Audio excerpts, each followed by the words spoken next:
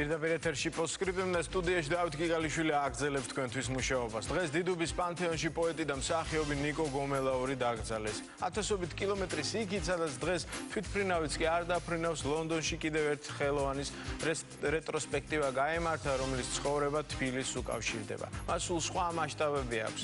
დავის დროზე მსოფლიოს 20 საუკეთესო რეჟისორს შორის ასახელებდნენ. თბილისში კი ამაზე წარედ ხუმრობდნენ. მისი სახლ-მუზეუმი ახლა სხვა ქვეყნის დედაქალაქში, აქ კი გაყიდულია. ალეგორიულად სიმბოლოების ენით გადმოსცე გრძნობა და ისაუბრო დიდ ადამიანზე არც ისე ადვილია, მაგრამ ლონდონელი აუდიტორიისთვის გამართულ წარმოდგენაზე გადმოცემის ასეთი ხერხი ალბათ ყველაზე მისაღებია. მხოლოდ იმიტომ, რომ ასე საქართველოში გაზრდილ სომეხს იხსენებდნენ, რომელიც საბჭოთა ციხეში სასჯელს როგორც უკრაინელი ნაციონალისტი იხდიდა. რეჟისორом надо родиться. რეჟისორად უნდა დაიბადო, ეს ბავშვური ავანტიურაა. აიღო ინიციატივა და გახდა რეჟისორი. უხელმძღვანელო, შექმნა მისტერია, შექმნა პლასტიკა. ეს არის რეჟისურა. ამას ვერ ისწავლი, უფრო მეტიც. დედა უნდა იყოს მსახიობი, რომ მუცლად ყოფნის დროს გადმოგცეს. სერგეი ფარაჯანოვი მხოლოდ რეჟისორად არ დაბადებულა. ის მხატვარი და სრულიად სიტყვის მნიშვნელობით ხელოვანი იყო. ლონდონში მის შემოქმედებით კვირეულზე უამრავი ღონისძიება ტარდება, მაგრამ არც კვირა და ალბათ არც წლებია საკმარისი. მრავალფეროვანი რეჟისორის ყველა ფერის დასახატად.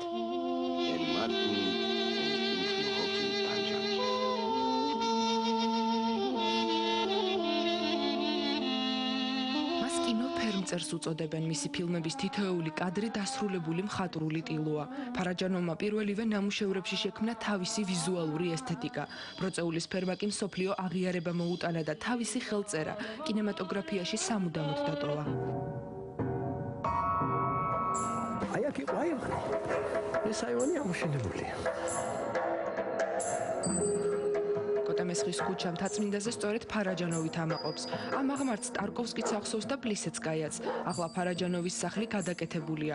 აქ უკვე სხვა მოსახლეები ცხოვრობენ. ამეზოს ხალისიანი ცხოვრება კი იური მეჩეთოვის ფოტოებმა შემოინახა. ტაგანკა მიიღო ტაგანკის თეატრის დასი და რა ხდებოდა ამ დაცურავდა ლიმონათები და ბორჯომები და რა ვაშლები და მსხლები, ნუ რაღაც იყო სასწაული სურათი იყო. ახლა აქ აღარც აუზია და არც რეჟისორის ხელი ეტყობა სახლს, მაგრამ უბანში როგორც მეგობრები ეძახდნენ, სერჟიკა ყველას ახსოვს.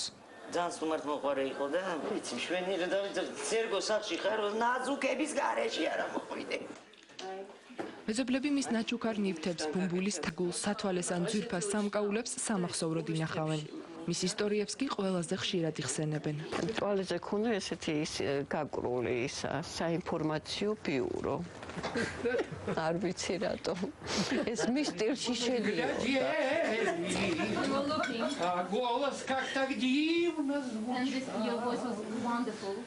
ყავდა უამრავი მეგობარი, მისი სახლი ცნობილი რეჟისორების და მსახიობების თავშეყრის ადგილი იყო. ფარაჯანოვის სტუმარი ერთხელ მარჩელო მასტროიანიც ყოფილა. ამ ნამდვილ ისტორიას ახლა ლეგენდასავით ყვებიან.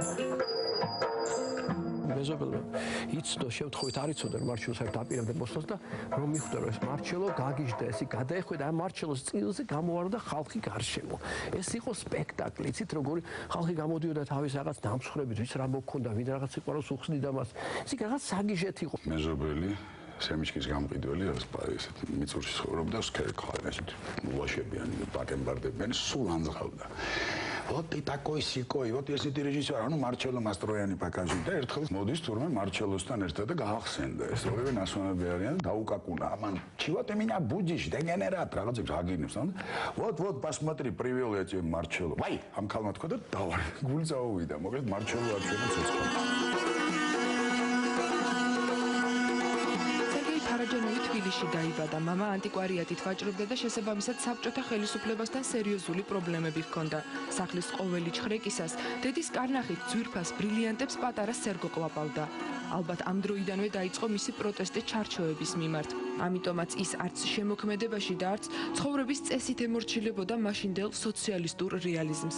შესაბამისად ფარაჯანოვიც მიუღებელი იყო კომუნისტური წყობისათვის. სულ მეუბნება და გამომიძახეს კგბ-ში და მომწეს ჩემივე ნალაპარაკი ტექსტი დაბეჭდა, მითხრეს აი აქ რაღაცები სწორი არ გაქვსო. ნათქვამიო და გადაუსვი იმას, რაც არ არის სწორი ნათქვამი და გადაუსვამ კი არა, ხაზს გაუსვავ. ფარაჯანოვი დააპატიმრეს, ბრალად 3 კომუნისტის გაუპატიურება დასდეს და 5 წელი მიუსაჯეს, რომ გადარჩენილიყო ციხეში სისტემატიურად ხატავდა. მისი იმდროინდელი ნამუშევრები და წერილები ახლა ერევანში, ფარაჯანოვის მუზეუმში ინახება.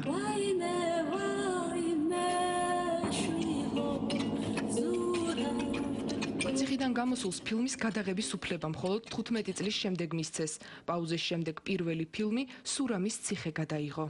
დისიდენტი იყო მთელი თავის არსებით, არენდობოდნენ ბოლომდე და ნუ ზემოდან თუ ქვემოდან საიდან იყო ეს ყველაფერი მითითებული არ ვიცი, მაგრამ ფაქტია რომ დოდო აბაშიძე მიამაგრეს, მიუხედავად იმისა რომ იღებდა დოდოსაც და დოდოს რო ეუბნებოდნენ რომ აი შენს ფარაჯანოვის სორეჟისორი როგორ ვიყო, გაგიჟდა ეს კაცი.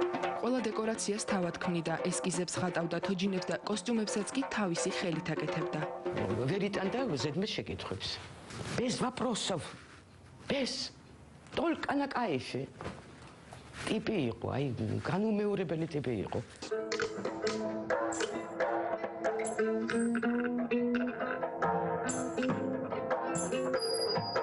ფარაჯანოვის შთაგონების წყარო და მუზა სოფიკო ჭიაურელი იყო. როლებს სპეციალურად მისთვის ქმნიდა. შუშანიკის წამების გადაღება სურდა, მაგრამ ნება არ დართეს. უკანასკნელად ავტობიოგრაფიულ ფილმზე აღსარებაზე მუშაობდა, რომელიც ვერ დაამთავრა. ეს არის მათი ბოლო შეხვედრა სამავტყოფოშია სერგო უკვე.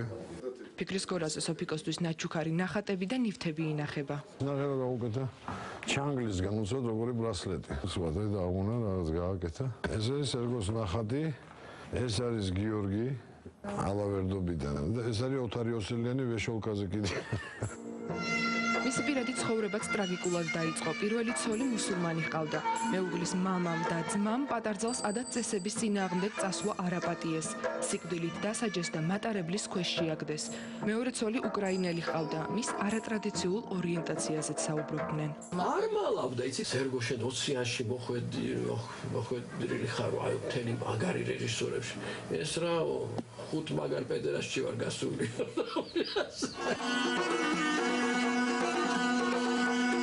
ფარაჯანოვის ბოლო ფილმმა აშიკ ყარიბმა ევროპული ოსკარი მიიღო. ეს ფილმი მან ტარკოვსკის მიუძღვნა. ხელოვანმა უნდა იცოდეს, როდის მოკვდება. მე ვისურვებდი, რომ სწორედ ამ ფილმის შემდეგ მოკვდე, იმიტომ რომ ეს ნამუშევარი ყველაზე ძალიან მიყვარს. მისი ცხოვრების 2000-ზე მეტმა კადრმა მეჩეთოვის წიგნში დაიდობინა. რეჟისორი თავისი ფილმებით და ლეგენდარული ისტორიებით კინემატოგრაფიაში და თბილისის ქუჩებშიც შემორჩა.